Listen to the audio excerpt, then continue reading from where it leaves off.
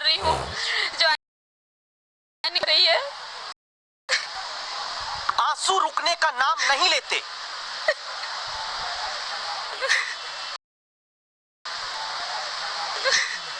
साथियों ने सहारा दिया। भोपाल की झील में बढ़ते पानी की तरह बहते आंसू किसी तरह संभल गए। आज परिस्थिति ऐसी कि मैं अपने बच्चों की फीस नहीं चुका पा रही हूँ। मैं लेकिन उस दर्द को कौन दूर करेगा जो लहू में दौड़ने लगा है। बेरोजगारी का ठप्पा लाकर इन बेरोजगारों के शरीर के भीतर सुनिए मुख्यमंत्री जी, प्लीज लोगों को नियुक्ति दे दीजिए। मैं अकेले नहीं, ऐसे हमारे और भी साथीगण है। मामा जी देखिए, आप सब बैठे हो जाए तो हम लोग अपना परिवार अच्छे से चलाने सब बहुत खराब है मामा जी।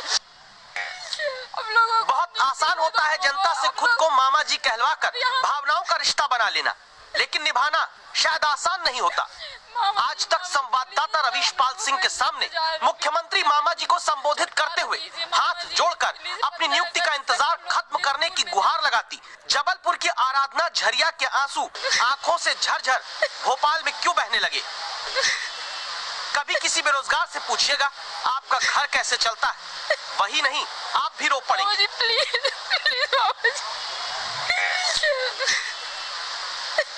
घर की स्थिति तो इतनी खराब हो चुकी है कि अब घर को चलाना ही बहुत मुश्किल हो गया है सर।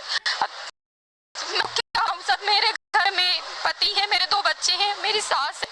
अब मुझे इन लोगों को पालना, मतलब मेरे पति का काम धंधा भी है कोरोना की वजह से सब परिस्थिति ऐसी कि मैं अपने बच्चों की फीस नहीं चुका पा रही हूँ। मैं कर्ज लेके अपना जो जेवर था वो तक मैंने गिरवी रख दिया कि मैं अपने बच्चों को तो पढ़ा सकूं। लेकिन मैं मामा जी से यही कहना चाहती हूँ, मामा जी प्लीज प्लीज हम लोगों को नियुक्ति दे दीजिए।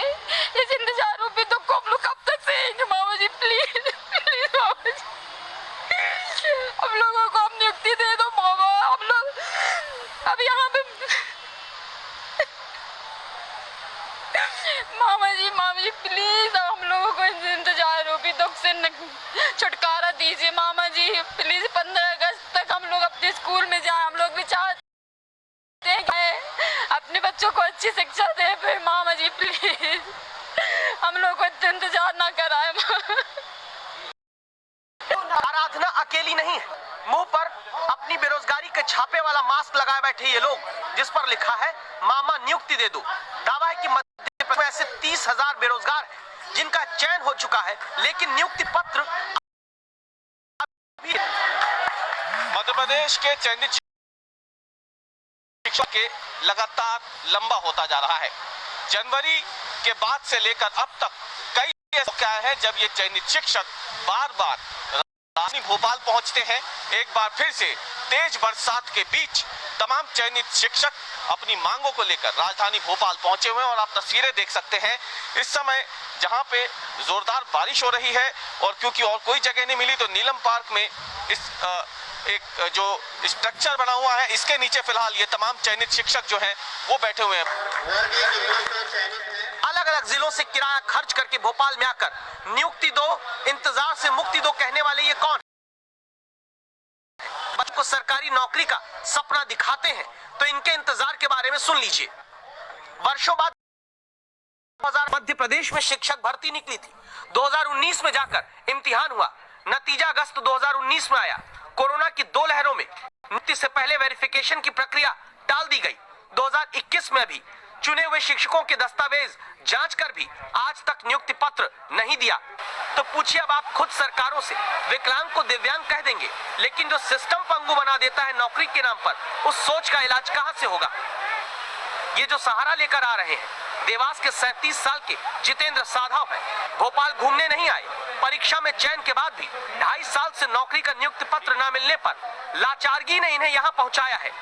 तो मैं नामात्र सर कई प्रोग्राम वगैरह आ जाता है तो उसमें से 2-4 हज़ार रुपये मुश्किल से होता है, वो भी मुश्किल से किसी महीने में तो 1-2 हज़ार रुपये के प्रोग्राम हो पाते हैं।